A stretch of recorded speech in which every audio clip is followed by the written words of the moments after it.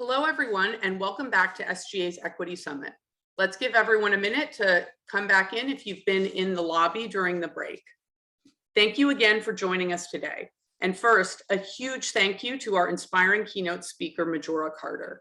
What an incredible keynote, and what an incredibly thoughtful and active chat dialogue that we had throughout that last hour-long session. We at SGA are really looking forward to taking that dialogue and using it for future programming, research, and other materials to work with and engage all of you. The rest of our program today focuses on the intersections between land use, climate change, and smart growth. Climate change is an urgent and existential threat, which is already leading to increasingly frequent and intense climate events, such as severe storms and heat waves, as well as chronic long-term impacts, such as sea level rise. Communities which have been historically marginalized by land use policy are disproportionately impacted by climate change. And these climate impacts are a threat multiplier. They're not only leading to destruction, loss of life, and financial loss, but also compound other stresses, including health and racial inequities. Land use and development offer key strategies to reduce exposure by directing growth, delivering much needed affordable housing out of harm's way, and aligning infrastructure investment with risk faced. Today, we'll hear from a renowned climate scientist and 3 leading practitioners sharing the public sector, community-based organization, and data provider perspectives about how to address climate risk and plan for equitable climate adaptation. Before we begin, I have 3 quick polls to help set the stage and orient our speakers around who is in the audience. There's a URL on the screen and in the chat. Please take a click through, and also bear with us if we have any tech challenges. The amazing number of you engaging had the slides crashing a little bit last time, but let's see what we can do. So first, let's click through to get a sense of who's in the audience today. We'd like to know, what are the impacts of climate change that currently impact where you live or work? So please select the top 3. Everything from increasingly frequent and intense storms to sea level rise, heat, drought, wildfires, wow. So we'll be hearing about approaches to addressing many of these climate hazards, and note that our speakers are from across the country, including the Southeast, Florida, California, and Louisiana. Next, and thanks again, we'll be keeping these as a record as well as we think about follow-up to this event in the future. And I see a particular concern around increasingly frequent storms, hurricanes, and the like. Next slide, please. Next, we'd like to hear, are you currently factoring the impacts of climate change into your work as a smart growth practitioner? Is this a core part of your work, something that you'd like to do more of, or something which you don't really see as in your wheelhouse? Okay, this is fantastic to see the extent of engagement with climate adaptation in this audience, and I know our speakers will be eager to see this as we get started. Great, and I see for those of you who are working on it and trying to better understand the relevant data and resources available to you, that'll be a big focus of the discussions today, as well as the follow-up materials. Great, let's go to our final question. Now, this last question is teeing up some of the key themes that we'll be hearing about from our speakers today. How is climate change compounding inequities in your region? Our speakers will be discussing all of these issues, as well as strategies to address them and to advance equitable climate adaptation. You know, so we see a significant percentage of you see inequitable exposure, as well as climate migration becoming an increasing concern, development pressures, and climate gentrification. Thank you so much for engaging with us in these polls and helping our speakers see who's in the room and get ready to share their work with you today. With that, I'm thrilled to introduce our keynote and our keynote, Dr. Marshall Shepard. Dr. Shepard is a leading international expert in weather and climate and is the Georgia Athletic Association Distinguished Professor of Geography and Atmospheric Sciences at the University of Georgia. Dr. Shepard was the 2013 president of the American Meteorological Society, the nation's largest and oldest professional science society. He serves as the director of UGA's Atmospheric Sciences program and is a full professor in the Department of Geography, where he is the associate department head. Shepard is also the host of the Weather Channel's Weather Geeks, a pioneering Sunday talk show dedicated to science, and he is a contributor to Forbes Magazine. Dr. Shepard routinely appears on national media outlets such as CNN, the Weather Channel, Face the Nation, and others. He provides expertise to NASA, NOAA, the White House, Congress, and other stakeholders. And in 2021, he was elected to the National Academy of Sciences, the National Academy of Engineers, and the American Academy of Arts and Sciences. He's the first faculty member at the history of University of Georgia to achieve this trifecta and the first African-American to do so. And with that, I'd like to welcome Dr. Shepard. Thank you again for joining us today. Thank you so much. Let me get myself organized here and get the screen shared. As soon as I can find it. You all disappeared. I don't know, is there something going off? There seems to be some handoff issues with, I can't find this Zoom anymore.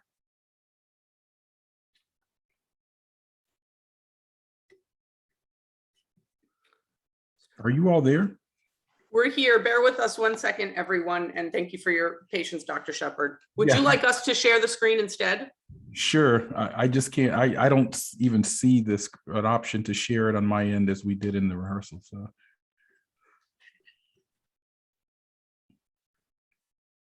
Okay, can you see my slides? Yes, thank you. And we're excited to get going. Okay, great. So thank you for that introduction, and thank you all for having me. I want to say in full disclosure, I'm representing for the Georgia Bulldogs today. There was a little football game last night, and for those of you that know anything about the South, college football is a big deal, and my university did win the national championship. So I thought it was only fitting that I talk in my University of Georgia attire today. But more importantly, I want to speak about something that I've been thinking and talking about for decades now, extreme weather and climate change. I'm a card-carrying scientist. I'm a card-carrying meteorologist and climate scientist. But in recent years, I've been thinking not just about extreme weather, hurricanes, heat waves, and so forth, but what are the implications for how these things impact people, society, particularly vulnerable communities. And so I want to talk today about extreme weather and climate change and the implications for vulnerable and marginalized communities, but with a particular lens on land use and smart growth and some of the things that I know you in this audience are thinking about. This graphic that I'm starting with is from the National Climate Assessment Report. And it highlights those groups that have been identified in this country as most vulnerable to climate change: communities of color, the elderly, kids, older adults. And one of the things that you'll see as I talk today is that we're all equally exposed to a hurricane or a wildfire or a flood, but there are dramatically different outcomes and implications. Now, by the way, before I move forward, I'd like for you to do me a favor. If you don't follow me on Twitter, I am at Dr. Shepard 2013. I want you to tweet and engage in this talk. In these webinars and in these conferences, the 500 or 600 or so of us here are privileged for this information, but we've got to get it out. We've got to get this information beyond our formats and beyond our ivory towers. And so feel free to tag and tweet anything that I say today. You can see my Twitter handle there at the bottom of the slide. Happy to have you. Next slide. I don't know that I have. Many of you listening to me right now probably are familiar with the concept of environmental justice. And in fact, Dr. Robert Bullard is considered by many as the godfather or the grandfather of the environmental justice movement. And I want to point out something that he says that's highly relevant to this group. He says today's zip code is still the most potent predictor of an individual's health and well-being. Individuals who physically live on the wrong side of the tracks are subjected to elevated environmental health threats and more than their fair share of preventable diseases. Reducing environmental health, economic, and racial disparities is a major priority of the environmental justice movement. Now, the reason I start there is that I think people have this sense that when I talk about environmental justice, I might be talking about this idea that companies have placed toxic plants in marginalized communities or placed a landfill in a community of poor residents. There's an extension of that I call the extreme weather climate gap or climate justice. And so the lens that I'll be speaking from today takes this idea of climate change and frames it in terms of a climate justice lens. Next slide. Now, I know that there are land use planners and urban planners and so forth. My wife, in fact, has a degree in urban planning, master's degree from Florida State University, and worked for many years at ICF Consulting. So I actually have someone in the house that can educate me at times on your neck of the woods. But I wanted to start here. This is heat and income in Baltimore. And on the right, you see the income distribution across the city of Baltimore. And one of the things that you notice if your eye glances to the left is that the poorer communities are the hotter communities. They're disproportionately exposed to elevated heat. Now, these days, that's a triple whammy because we have the broader climate change coupled with seasonal and meteorologically driven heat waves, and then tied down to the urban heat island. So people in these vulnerable areas of cities are triple exposed to urban heat, heat waves, and the broader specter of climate change. This is an example of what I mean when I talk about the weather climate gap. Yes, I see that FSU dirt. Next slide. And I like to try to monitor things as I go along. Now let me bring that to more recent framing. Many of you know that Hurricane Ida made landfall in the Gulf of Mexico near New Orleans and was a devastating storm there. But the remnants of Ida actually moved into the Northeast, and tremendous rainfall amounts. I mean, parts of New York City, 3 inches of rainfall in an hour. That's unprecedented, but that's what we would expect with climate change because we know that in a warmer climate system, the atmosphere has more water vapor to it. And one of the things that we as climate scientists have said for years, for decades, is that the water cycle will accelerate as our climate warms. Rainstorms will be heavier. And so in that particular event, 11 or more people, this is actually maybe a dated slide, lost their lives. And so next slide, if you look at this next slide, this article from the New York Times, it says something that, again, is very important. It's the Community Development Corporation, Annetta Ciceron, the executive director, says, if there was ever proof that we need to address this basement issue, this is it, because she's referring to the fact that people living in these illegal basement apartments have always faced dangers, whether it be carbon monoxide poisoning or fires. Now they have to worry about flooding. Again, many people that likely have to live in these kind of conditions are marginalized, poor people of color. So we have an issue that extends far beyond polar bears, folks, far beyond the year 2100. Climate change is a here and now issue. Next slide. And this is exactly what I told Congress 3 years ago now. Just before the world shut down for the pandemic, I testified before the House Science Committee on Capitol Hill, and I told them the extremes are becoming more extreme and people feel them more than averages. Now, look, I was the co-author on a National Academy study in 2016 that looked at whether the DNA of climate change is in today's extreme weather events, and we found that they are. Heat waves, extreme rainfall, aspects of hurricanes, wildfires, and so forth have the DNA of climate change in them right now. Now, again, I'm a climate scientist and I get all kinds of things like, hey, Dr. Shepard, climate changes naturally, doesn't it? And we've always had hurricanes. And what are you all talking about? I got 20 inches of global warming in my yard today. Well, those are all statements that are rooted in misunderstanding of weather versus climate. You know, weather is your mood and climate is your personality. But just because it's cold today, which it is here in the Atlanta area, that doesn't mean that climate change isn't real. It just means it's winter, and we'll have winter even in a climate changed Earth.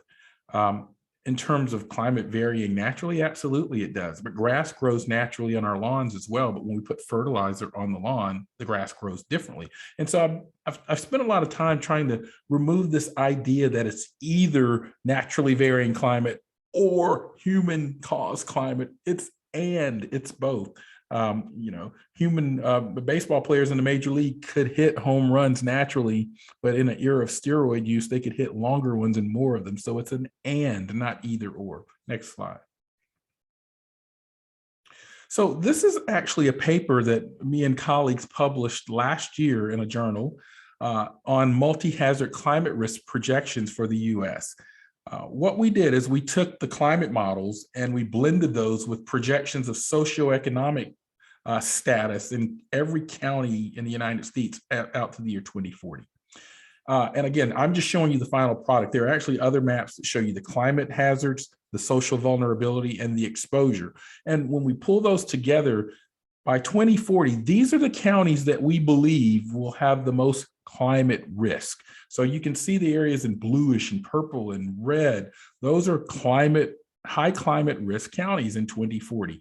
Obviously, many of those counties are in coastal areas, but look at what else pops out to my eye.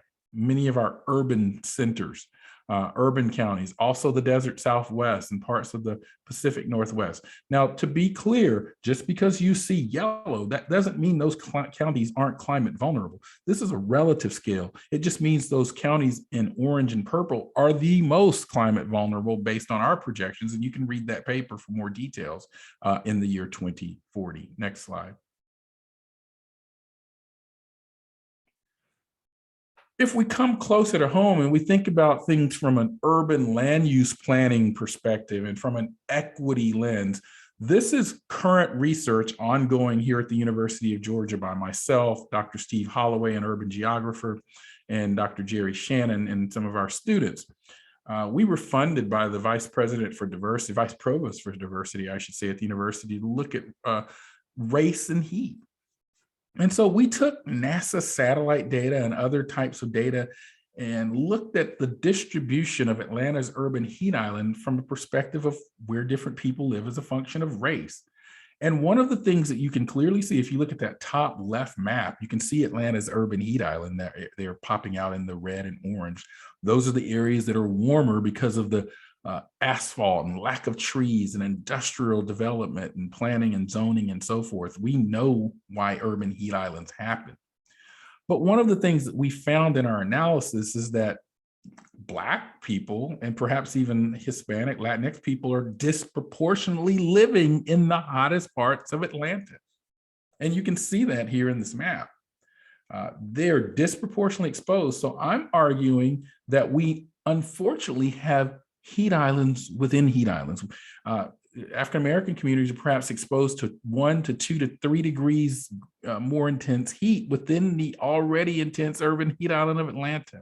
And that has health implications, that has energy use implications.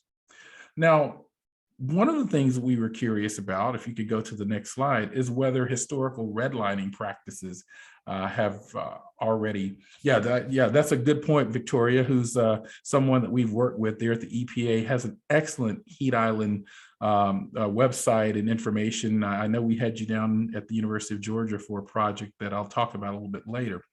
But I know that there was an article in the APA, the American Planning Association, a few years ago that suggested that redlining, historical discriminatory redlining practices may have a link to some of the urban heat island distributions. Now that paper kind of got the ball started. I mean, it really wasn't published from a climatological lens and some things, but it was a really good start. We decided to look at this from that lens, but from a different perspective as well, because I think it's not quite as simple as just the redlining, but I think there's something to it. So we are actually trying to understand the implications of redlining and other social practices in Atlanta that have led to what I just showed you. Next slide.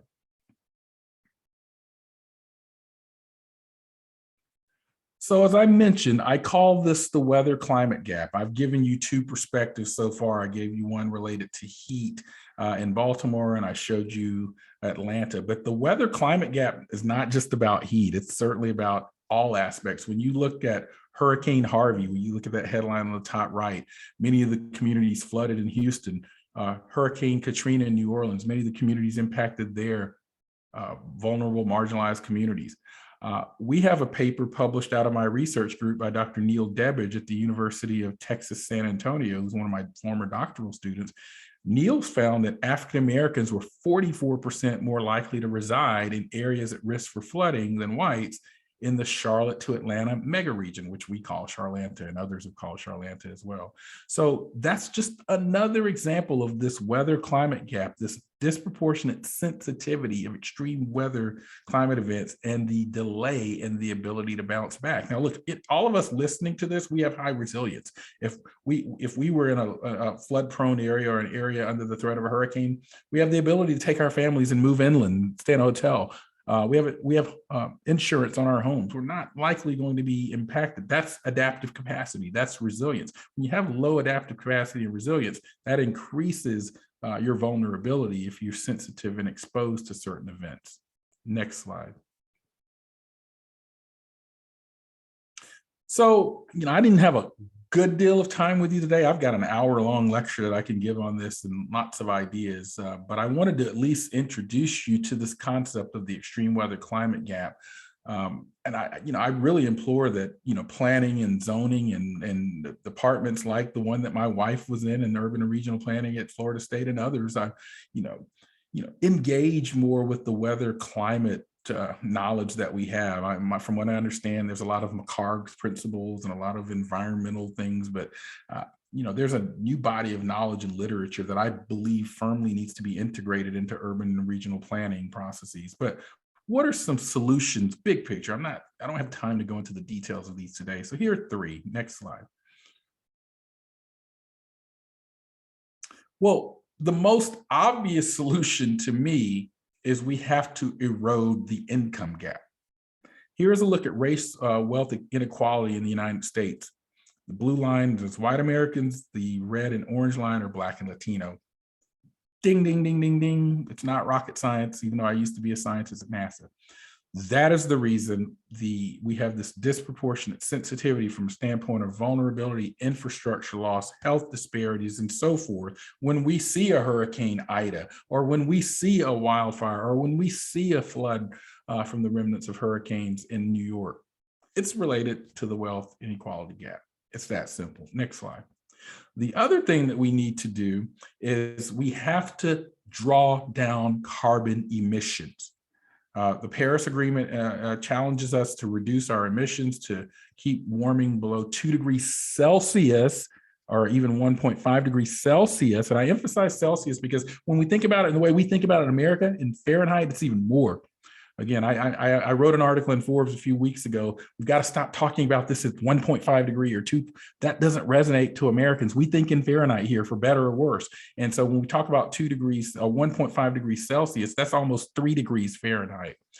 But here in Georgia, we built upon a larger national project called Project Drawdown, which had 100 or so solutions to reduce carbon emissions by the year 2030 or so. We, funded by the Ray C. Anderson Foundation, decided to do a study on what of those solutions would be best for Georgia. And we crunched the numbers and said, what can we get the most in terms of gigaton or more savings of carbon dioxide or carbon emissions by 2030? And these are the 5 boxes that we came up with. And again, many of these are quite relevant if you're thinking about things from a land use and a planning perspective. Obviously, transit and transportation. And again, though I'm listing these in very high-level boxes, I invite you to visit the Drawdown Georgia website, and you can click on each of these solutions and see the various things that we've sort of found in our analysis about how much each of these things can save this state of Georgia in terms of emissions. Electric vehicles, energy-efficient cars, mass transit. I mean, things that we know, alternative mobility. But then, think about, other aspects of planning and development, land sinks, afforestation and silvopasture, coastal wetlands, temperate forest protection and management. You go up into the food and agriculture, conservation agriculture and composting. So these are things that we've thought about very clearly, and we've crunched the numbers. So again, don't conflate Drawdown Georgia with Project Drawdown. They're related, but they're two different things. These are things that we've done in the state of Georgia. Next slide. Now, the third idea is radical. Hey, you gotta push when you're dealing with a crisis problem. For those of you that saw the movie Don't Look Up, I was one of the scientists that the movie talked to. They actually just released a YouTube video of me and two other scientists reacting to different parts of the movie. Because if you didn't catch it, the movie Don't Look Up is just a giant metaphor for the climate change denial that's out there, and the director says as much. So we need radical solutions. I came up with this idea of thermal justice, and working with some engineer colleagues at Georgia Tech and Arizona State and North Carolina A&T and my colleagues at the University of Georgia, we recently submitted a proposal to the National Science Foundation in response to their engineering research center calls, a $12–14 million project. We fundamentally want to engineer cities for thermal justice. Again, I've shown you earlier that there are injustices in terms of how heat is distributed in cities, but we are saying, what if we can repurpose, redistribute that heat? Now, look, I'm not talking about things like planting trees or white pavements and high albedo surface. That's the low hanging fruit. We've known how to do that type of stuff to mitigate heat islands for some time. We're talking about radically engineered solutions to redistribute, repurpose, reuse heat that cities generate itself. The idea came from my colleague Yogendra Joshi at Georgia Tech, who has spent much of his career removing excess heat from server and computer buildings from Yahoo and Apple and Google and these big tech firms. He came to me and said, Marshall, what if we could do this on the scale of a city? And I was intrigued. And NSF gave us $100,000 to study it, come up with some ideas. And now we've moved that along, and we've got some further ways that we think we can do it. So this is a radical idea, but again, it's a way that we're trying to think about how cities are planned, because some of these concepts would involve fundamentally rethinking how you as planners or land use folks plan and develop cities. So next slide, and that may be my last one, to be honest with you. It is. So with that, I thank you for listening and engaging, and happy if there's time to take a question or two.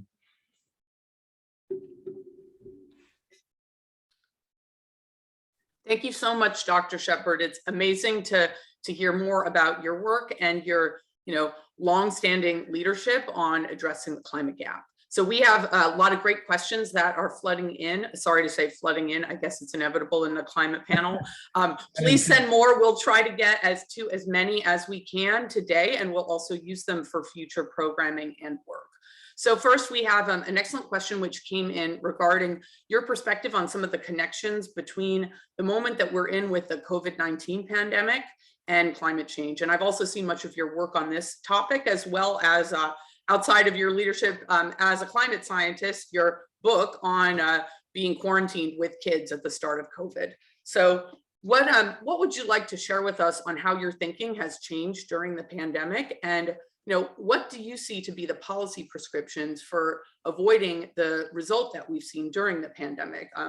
Throughout the pandemic, we have seen racial and class-based disparities, which have been increasingly normalized and accepted by many institutions. So how can we get a different result in addressing the climate crisis? Right. Well, thank you for that question. Well, first of all, I'd like to mention my most recent book, The Race Awakening of 2020, a 6-step guide to moving forward. You can find that on Amazon, because in the cauldron, or in the stew that was 2020, when we had pandemic and we had George Floyd and we had climate change, all of that was hitting me so hard. I just woke up one Sunday morning and wrote that book because I was just concerned about where we were in terms of race from a perspective as an African American, irrespective of its impacts on climate change or my unique vulnerabilities to the pandemic. I was just writing as a Black man with a Black son living in this world. So I'd invite you to take a look at that book if you can. But let me address that question, because I'm a senior contributor to Forbes, and I wrote an article a year or so ago, kind of paralleling what I'm seeing with climate change, the pandemic, and race. I think one of the pandemic has been almost in the same way that I said the movie Don't Look Up is a metaphor for the climate crisis. The pandemic has been sort of a here and now metaphor in a sense as well, because unlike climate change, which people do perceive as this looming problem 100 years from now, or about a polar bear that they can't grasp, people can grasp testing positive or going to the hospital. Unfortunately, even some of the deaths that we've seen from the pandemic. And if you look carefully without a biased lens, you can clearly see that there are certain communities that are disproportionately impacted by COVID-19. That's what we've long known about infectious disease. That's what we've long known about climate change. And so I tweeted just the other day an example because of COVID-19. So some of you in planning will and so forth will appreciate this. I saw an article where the MARTA system here in Atlanta was shutting down train routes because of staffing shortages because of COVID-19, the Omicron variant. Well, guess who in Atlanta mostly rides MARTA? Disproportionately African-American and poor communities. So that disrupts and it creates a compound chain effect because, okay, you shut down MARTA because there's a staffing shortage. People can't get to work. They can't earn dollars to feed their families, to buy health insurance, put gas in their cars, put groceries on the table. So it's a compounded effect. We're seeing the same thing with climate change. If you look at with Hurricane Ida, the impacts there in the Gulf, the compound effects further downstream in New York. You look at the extreme cold event in Texas last winter. Yes, it may have been related to climate change because it was a weakening of the polar vortex, which allowed cold air to spill down into Texas. Well, wait a minute, Dr. Shepard, that was a cold event. How could that be related to climate warming? Well, we know from scientific literature that there may be some evidence that as our climate system warms, we're going to get more of those weakened polar vortex events in the wintertime. And so these were all compound events because they led to changes and disruption of water supply and energy and power, which in turn disproportionately impacted people of color in those communities. So I think that the COVID-19 pandemic has placed a microscope lens on something that we've been talking about in terms of inequities and disparities in climate and weather for some time. Yeah, thank you. And thank you for both your thought leadership and talking us through everything today. Another question, as we're getting a lot of activity in the Q&A in the chat, and a question that's near and dear to the hearts of many smart growth practitioners. You walked us through some drawdown solutions, as we look at both the imperative for mitigation as well as adaptation. Can you talk a bit about the role of transit and transit-oriented development as we're considering long-term land use strategies? And I'd also be interested to hear what your thoughts are on how some of these methods are relevant to smaller communities as well as the larger metropolitan areas. Yeah, well, like I said, I'm not a transit expert. I do know that it popped out as one of some of those transit solutions is significant savings, particularly as we can move ourselves to more implementation at the local, urban, and rural community scale in terms of transit. I don't have the numbers in my head. I'd invite everyone to go to the Drawdown Georgia website and click on the different transit solutions that I listed there, and you'll be able to see the number. We actually have given numbers of how much savings each of those solutions that I mentioned will give. I know transit and electric vehicles, of those 5 boxes I showed, tended to be on the higher end of potential savings. And so if you're transit planners, transportation planners, innovative ways to integrate as much, get cars off the road. In Atlanta, we love our cars, unfortunately, and people are scared of public transit. And they don't want MARTA to come out here to Gwinnett County where I live, because I guess people are fearful that someone's going to ride the train out to their pristine suburbs, steal their TV, and hop back on the train with it. I mean, that's the kind of mentality that we have in certain communities. I lived in the Washington, D.C. area for years. I rode Metro, lived in Montgomery County, one of the most affluent counties in this country. It has Metro and it's fine. But again, the marinades of people in the South. I'm a native Southerner. I grew up in the South and grew up in Canton, Georgia. So I understand the marinades that still exist, even as we have many people in this community and in this state now that support public transit and transit options, whether it be, rail or commuter rail or some combination of commuter and small short bus service. So I would invite, if you're asking that question, I can't give you sort of the detailed numbers, but I would invite you to go to the Drawdown Georgia website, go to the individual boxes you're interested in, click and bore into them, because we've got the numbers there. Yeah, thank you so much. And I think you've also teed up some of the questions and topics which are going to be explored tomorrow on our transportation panel and keynote as we continue the Equity Summit. And great point by Shannon, who says fear of transit is the fear of being equal. Yeah, that's what a lot of this has always been about. I mean, I'm sitting here staring out my window now at the woods in my backyard, and there's a squirrel back there that always had all of the nuts. I mean, the squirrel's fine, but you introduce another squirrel back there and he's got to share the nuts equitably. That squirrel's going to have a problem. He's going to resist, and so I think that's what you see. Yeah, thank you. Well, as one last question before we tee up our panel of practitioners to follow up your excellent keynote, as we were preparing for this, you spoke quite a bit about how you're engaging more and more with the land use community. You're seeing more interest in climate data, understanding climate science. What do you think that the practitioners on this line need to know? Thank you to those who are sharing resources in the chat.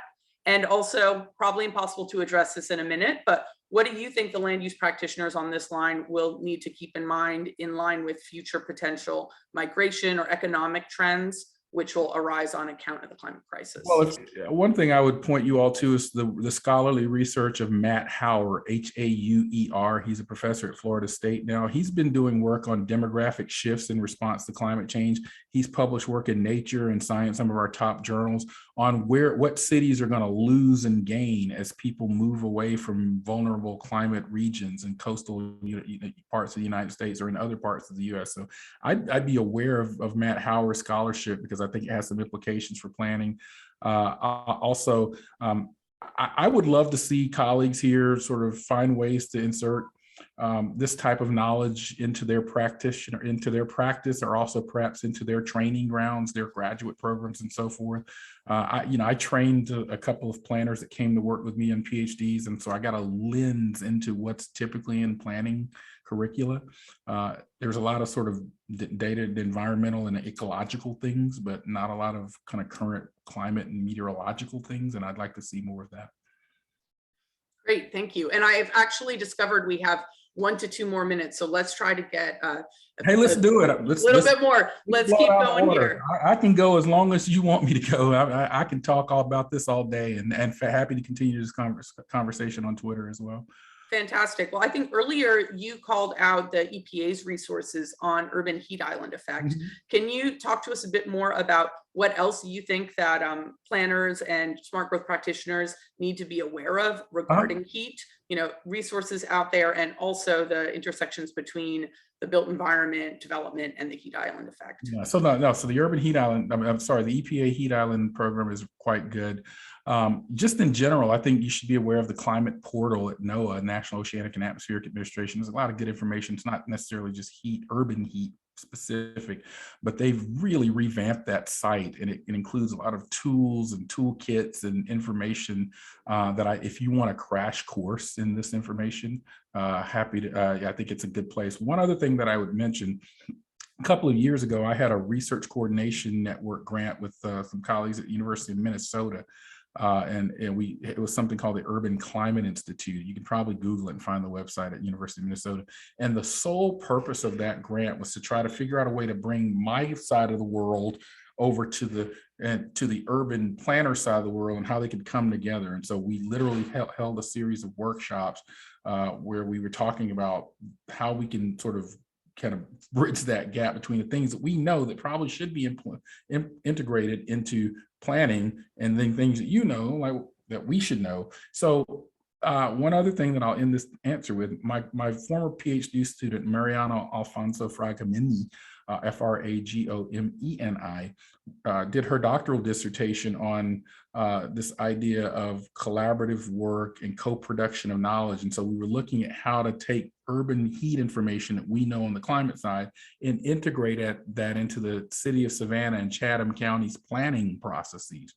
And so her entire dissertation is dealing with how we go about that process. And she's published a couple of papers. I'm co-author on a couple of them too, if you didn't catch her name. So I would invite you all to take a look at some of her scholarly research on a way that at least we figured out how to do it, or start to figure out how to do it with Savannah, Georgia. Great, thank you. And any other resources to recommend regarding thermal justice and energy resilience? Oh, because thermal justice is mine. That's a concept that I came up with for this proposal. You're not going to find anything out there on it because it's something that we literally came. I mean, now you'll find things like resilience and things, but that word thermal justice, you're likely not going to find any literature yet because it's literally something that we came up with as a part of this NSF proposal. Great. Well, thank you very much. Before we turn it over to our panel, a final question. Thank you for sharing your link on Don't Look Up. This is a cultural moment where our #1 Netflix film is about climate change and climate denial and not listening to scientists. What do you think folks on the line can do? Many, do community engagement work, have public facing roles in policy. What can we do to make sure that doesn't happen here? Yeah, the bottom line, whenever people ask me what they can do about climate and climate change, I mean, we can all do the incremental things. I mean, like I just bought an all electric vehicle and change the light bulb and those types of things, but those are incremental. We've got to have transformational solutions. And so that means we've got to have climate informed voters and climate informed leaders. And so the most important thing you can do is engage and hold our leaders on both sides of the aisle accountable and vote climate. Well, thank you, Dr. Shepard. We're so grateful that you were able to join us today and look forward to continuing to follow your work. Thank you for the invitation and go dogs. Thanks so much. And with that, I'm going to